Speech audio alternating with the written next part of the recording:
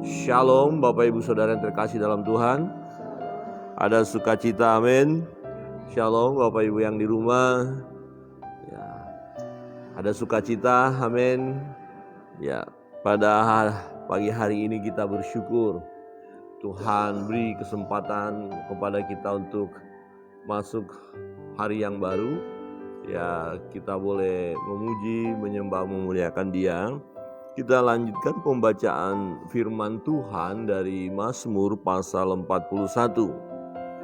Ya, mari kita melihat kebenaran firman Tuhan ini. Kita mau membaca bersama-sama. Ya, Mazmur pasal 41. Perikopnya dari Lembaga Alkitab Indonesia itu adalah doa minta penyembuhan. Ya, rupanya sang pemazmur ini yang adalah Daud menulis mazmur ini dalam situasi sakit, ya, ada sakit ya yang dialami. Kita akan baca secara bersama-sama. 1, 2, 3. Untuk pemimpin biduan Mazmur Daud. Berbahagialah orang yang memperhatikan orang lemah, Tuhan akan meluputkan dia pada waktu celaka. Tuhan akan melindungi dia dan memelihara nyawanya, sehingga ia disebut berbahagia di bumi. Engkau takkan membiarkan dia dipermainkan musuhnya. Tuhan membantu dia di ranjangnya waktu sakit, di tempat tidurnya kau pulihkan sama sekali. Kalau aku, kataku, Tuhan kasihanilah aku, sembuhkanlah aku, sebab terhadap Engkaulah aku berdosa. Musuhku mengatakan yang jahat tentang aku, bilakah ia mati dan namanya hilang lenyap? Orang yang datang menjenguk berkata dusta, hatinya penuh kejahatan, lalu ia keluar menceritakannya di jalan. Semua orang yang benci kepadaku berbisik-bisik bersama-sama tentang aku. Mereka merancangkan yang jahat terhadap aku, penyakit jahanam telah menimpa dia. Sekali ia berbaring, tak akan bangun-bangun lagi. Bahkan sahabat karibku yang kupercayai, yang makan rotiku, telah mengangkat tumitnya terhadap aku. Tetapi Engkau, ya Tuhan, kasihanilah aku dan tegakkanlah aku. Maka aku hendak mengadakan pembalasan terhadap mereka. Dengan demikian aku tahu bahwa Engkau berkenan kepadaku, apabila musuhku tidak bersorak-sorai karena aku. Tetapi aku, Engkau menopang aku karena ketulusanku. Engkau membuat aku tegak di hadapan-Mu untuk selama-lamanya. Terpujilah Tuhan Allah Israel dari selama-lamanya sampai selama-lamanya. Amin. Ya amin. Puji nama Tuhan. Amin. Ya amin. Jadi ini keyakinan doa yang tulus, yang sungguh-sungguh. Saudara yang terkasih dalam Tuhan, kita melihat sang pemazmur dalam kondisi sakit. Ya, dia berkata, berbahagialah orang yang memperhatikan orang lemah, Tuhan akan meluputkan dia pada waktu celaka. Menarik bagian ini adalah, ya, jika ada seorang yang sakit, sahabat kita, teman kita, atau seseorang yang sakit, dan kita dengan hati tulus mengunjunginya, ya, memperhatikan, mendoakan, ini rupanya ada berkat khusus. Ya, ada berkat. Ya, ada manfaat. Ya, baik bagi kita maupun bagi orang yang kita kunjungi yang sedang sakit. Jadi itu memberikan semangat bagi orang yang sakit. Dan sang pemazmur berkata, berbahagia orang yang memperhatikan orang lemah. Ya, tidak hanya yang sakit, yang lemah, yang tak berdaya, ya. Nah, Tuhan akan melindungi dia dan memelihara nyawanya sehingga ia disebut berbahagia di bumi. Engkau takkan membiarkan dia dipermainkan musuhnya. Jadi orang-orang yang memperhatikan orang lain yang lemah, yang sakit, yang menderita, orang ini tidak akan kehilangan berkat. Ya, dia tidak akan kehilangan sukacita, dia tidak akan menderita. Karena apa? Tuhan memperhatikan apa yang kita lakukan. Jadi sangat penting bagi kita untuk memperhatikan orang lemah. Nah, kalau kita melihat Daud dalam kondisi sakit, dikatakan tadi bahwa ada teman-temannya datang, tetapi teman-teman yang tidak baik. Ini sesuatu yang terbalik. Jadi jangan kita nanti pergi mengunjungi orang yang sakit, nah kemudian kita ngomongin.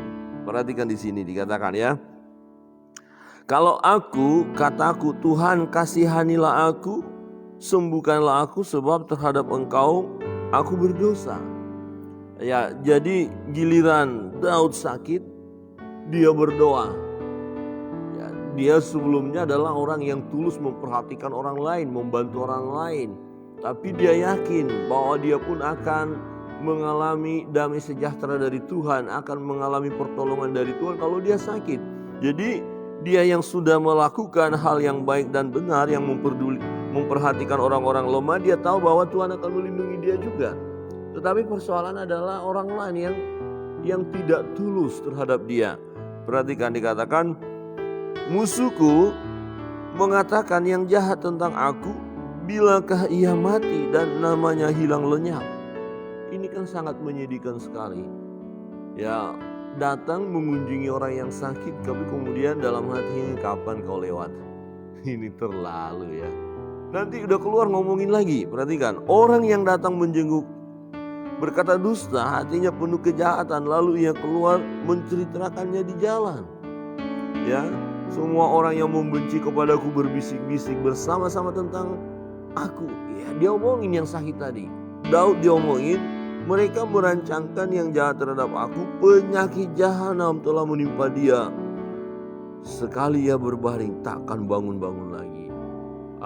Ini peringatan bagi kita. Jangan pernah kita mengunjungi seseorang yang lagi sakit dan kemudian berharap ini kapan dia mati. Atau ngomongin, aduh, misalnya ada seseorang yang sakit ya, kena COVID. Kemudian kita ngomongin, dosa apa dia? Sekarang dia dulu hebat, dulu sok-sokan dia ya, merasa dia hebat ya, luar biasa. Sekarang kena kan, kita tinggal nunggu waktu. Paling sebentar lagi meninggal dia. Wah, itu namanya jahat. Kalau ada seorang yang sakit, katakan kita sakit, kemudian ada orang-orang yang tadinya kita baik sama dia, kenal dengan dia, teman dia, kita tahu di luar sana dia berkata, penyakit apa menimpa dia, dosa apa yang dia lakukan sehingga penyakit itu menerpa hidupnya. Kita tinggal nunggu waktu deh, paling hitungan berapa lama dia akan meninggal. Nah, bagi kita yang sakit mendengar itu, wah tambah sakit. Ya, dan itu yang dilakukan oleh orang-orang yang membenci Daud. Bukan hanya orang-orang yang membenci atau musuh, sahabatnya. Perhatikan. Ya. Bahkan sahabat karibku yang kupercayai, yang makan rotiku, telah mengangkat tumitnya terhadap aku. Wah, penderitaan komplit deh. Sudah sakit, ada orang yang mengharapkan kematiannya. Ya, tinggal nunggu waktu, itu penyakit nggak bakalan sembuh.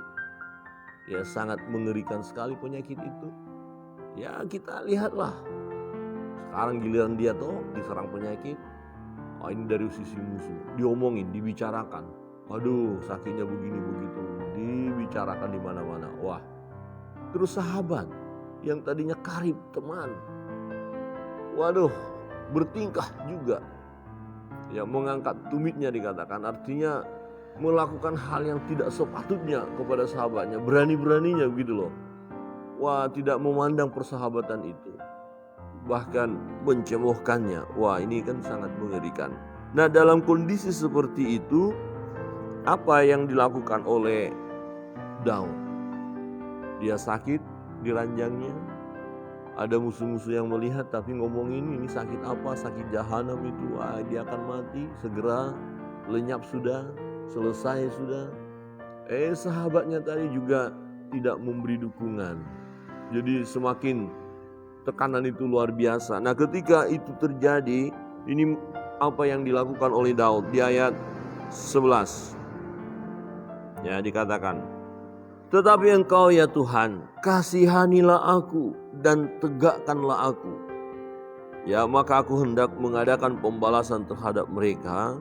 Dengan demikian aku tahu bahwa Engkau berkenan kepadaku apabila musuhku tidak bersorak-sorai karena aku. Tetapi engkau menopang aku karena ketulusanku. Engkau membuat aku tegak di hadapanmu untuk selama-lamanya. Terpujilah Allah Israel selama-lamanya, sampai selama-lamanya. Ya, jadi yang kedua, yang pertama tadi dalam kondisi sakitnya, ada tekanan dari orang lain, ada musuhnya, bahkan sahabat meninggalkan dia atau tidak memberi dukungan. Jadi dalam tekanan yang luar biasa, yang dilakukan oleh Daud adalah berdoa. Ya, seakan-akan begini, Tuhan jangan sampai aku dipermalukan di hadapan musuh-musuhku. Ya, aku mau melihat suatu perbuatan Tuhan ajaib. Jangan sampai musuh-musuh bersorak-sorai. Sebab begini, kalau kita orang percaya, kemudian kita menderita, diomongin orang lain, semakin kita tak berdaya, orang akan berkata, mana Tuhannya? Di mana Allahnya? Dia orang saleh, dia orang tulus. Tapi kenyataannya seperti itu. Ya, jadi hal ini Daud tidak mau hal itu terjadi. Dia berdoa, Tuhan, ya kasihani aku. Memang aku berdosa, ampuni atas dosaku dan pulihkan, ya sembuhkan, supaya aku melihat bahwa musuh-musuhku tidak akan punya kesempatan untuk bersorak-sorai terhadap aku. Ya, saya pikir doa ini penting bagi kita. Kita perlu berdoa kalau ada orang-orang yang menista nama Tuhan. Oleh karena kesalahan kita akan berdoa, Tuhan, jangan sampai mereka mengolok-olok nama Tuhan melalui hidupku. Seakan-akan Tuhan tak berdaya untuk menolong aku. Aku tahu Tuhan Engkau berkuasa. Pulihkan, tegakkan aku Tuhan di hadapanmu, bahkan di hadapan musuh-musuhku. Aku mau tegak, aku mau keluar dari ranjang itu, aku mau sembuh, aku mau pulih, dan Tuhan akan pulihkan. Sehingga orang lain akan melihat kuasa Tuhan, kemuliaan Tuhan. Jangan pernah musuh kita yang jahat, yang tidak menyembah Allah, yang tidak mau tahu tentang Tuhan, bersorak-sorai atas penderitaan kita, atas kelemahan kita. Padahal kita adalah anak-anak Tuhan. Wah, ini sesuatu yang luar biasa yang perlu kita terima dengan sungguh-sungguh. Ya, jadi jangan sampai kita dipermalukan oleh orang-orang yang tidak mengenal Tuhan atau orang-orang jahat karena kondisi kita. Memang kita lihat di situ ada pengakuan Daud, aku sakit karena dosaku, ampuni aku. Ya, sangat fair ya. Bagus sekali kalau memang karena dosa kita minta ampun di hadapan Tuhan. Dan kemudian mohonlah belas kasihan Tuhan atas keadaan kita. Mohonlah belas kasihan Tuhan atas sakit penyakit kita. Mohonlah belas kasihan Tuhan supaya Tuhan menyembuhkan kita. Ya, mungkin ada kelemahan lain, bukan hanya masalah sakit penyakit. Kelemahan-kelemahan yang lain yang dimana musuh-musuh akan mau menjatuhkan kita di situ. Kita berdoa supaya tidak ada kesempatan buat musuh-musuh kita mau menjatuhkan kita dan menjatuhkan nama Tuhan terhadap situasi yang kita alami. Jadi kita berdoa, Tuhan tegakkan aku di hadapan-Mu, bahkan di hadapan musuh-musuhku. Supaya tidak ada ya kesempatan-kesempatan dari musuh itu untuk bersorak-sorai, untuk bergembira dan mau berkata rasain lo. Nah, itulah mengapa terlalu tulus, terlalu setia kepada Tuhan. Keadaan seperti itu. Ingat peristiwa yang dialami Pak Ayub ketika dia hidupnya tetap saleh, ya, dan orang lain berkata ini dosamu, walaupun bukan dosanya, ya, dosamu. Tapi istrinya bilang apa? Udah kutuki aja Tuhan, matilah kau. Jadi jangan sampai ada orang-orang lain, musuh-musuh kita, melemahkan iman kita ketika kita mengalami masalah, ketika kita mengalami sakit penyakit, ketika kita mengalami kelemahan. Ada banyak orang lemah imannya. Ketika dia sakit dan belum sembuh, orang lain berkata, sudah, jangan menyembah Tuhan. Ada cara lain, alternatif, ya, paranormal, dukun-dukun bisa bertindak. Pergi ke sana, ya, kita akan semakin dipermalukan. Kita akan semakin tak berdaya dan terlebih mendukakan hati Tuhan. Jadi jangan mau kita ya dilemahkan iman kita oleh orang-orang lain ketika kita mengalami kelemahan, ketika kita masih sakit. Jika ada di antara Bapak Ibu Saudara saat ini yang sedang sakit, jangan lemah imanmu. Tuhan bersama engkau.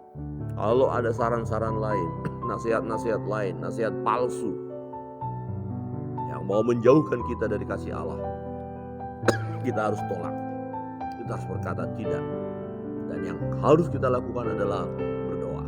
Tuhan, jangan oleh kelemahanku namamu dicela oleh orang-orang lain, oleh musuh-musuh. Tetapi aku mau berdoa, beri mujizat bagiku. Dan orang lain akan melihat tanda-tanda ajaib itu dalam hidupku. Dan melalui perbuatan Tuhan dalam diriku, kesembuhan itu, mujizat itu, akhirnya orang lain akan datang kepada Tuhan. Sebab aku mau bersaksi tentang pertolongan Tuhan. Aku mau bersaksi tentang perbuatan-perbuatan Tuhan yang ajaib. Aku mau bercerita tentang kasih Tuhan. Wah, ini menarik. Ini harus kita lakukan. Bapak Ibu Saudara yang terkasih dalam Tuhan. Mari pagi hari ini, apapun kelemahan kita, apapun masalah yang kita hadapi, seberat apapun penyakit kita mengakui di hadapan Tuhan bahwa memang secara manusia kita lemah, kita tak berdaya. Jadi jangan katakan bahwa kita tidak ada kelemahan, tidak ada sakit penyakit, tidak akan bisa diserang oleh masalah. Bisa, sebab kita lemah. Dan yang kedua yang harus kita lakukan adalah berdoa. Datang kepada Tuhan, percaya dengan kekuatan dari Tuhan, bukan kekuatan yang lain. Sekali lagi, bukan dengan kekuatan yang lain. Datang kepada Tuhan, percaya dengan kekuatan daripada Tuhan, terjadi mujizat dalam hidup kita. Dan melalui perbuatan Tuhan yang ajaib dalam hidup kita, orang lain akan melihat kemuliaan Tuhan. Orang lain tidak punya kesempatan bersorak-sorai atas kelemahan kita. Jadi saat kita lemah, jangan pernah kita mempermalukan nama Tuhan. Kalau saudara, saya dalam keadaan lemah, tak berdaya, kemudian meminta pertolongan kepada kuasa-kuasa lain, di situ kita sudah mempermalukan nama Tuhan. Ya, di mana iman kita? Di mana keyakinan kita? Bukankah Tuhan selalu bersama dengan kita? Bapak Ibu Saudara yang terkasih dalam Tuhan, hari ini, bahkan di hari-hari ke depan ini yang kita hadapi, penuh dengan misteri, penuh dengan tantangan, penuh dengan pergumulan. Untuk itu, tetaplah bersandar kepada Tuhan. Tetaplah memohon belas kasihan Tuhan. Daud berkata, walaupun tadi ada banyak pergumulan, ada tekanan dari musuh, bahkan sahabat meninggalkan atau mencela dia, atau tidak memberi dukungan, dia berkata, tetapi Engkau ya Tuhan, kasihanilah aku dan tegakkanlah aku. Selalu berdoa, mohon pertolongan Tuhan. Kiranya Tuhan memberkati kita.